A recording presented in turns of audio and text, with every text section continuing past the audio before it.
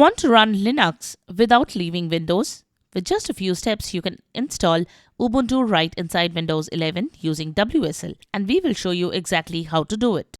Welcome back to Silicophilic, your go-to source for tech tips and fixes. In this video, we will walk you through the step-by-step process to install Ubuntu on Windows 11 using the Windows subsystem for Linux. Let's dive in.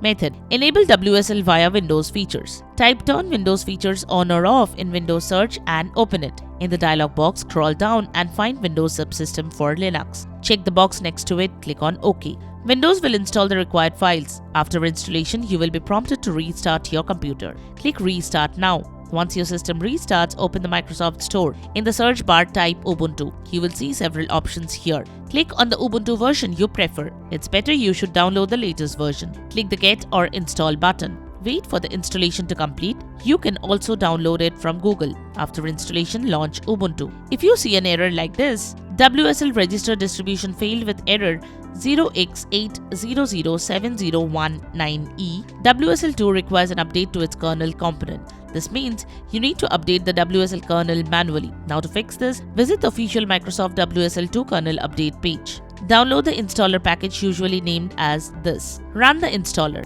Double-check the downloaded file. Follow the setup wizard and click Next until it completes. Open Ubuntu again from the Start menu. If asked in the command prompt to press any key to continue Windows subsystem for Linux, do that. Wait till the process completes. Wait till you get this confirmation message. Now launch Ubuntu from Windows Search. This time, the app should launch without errors.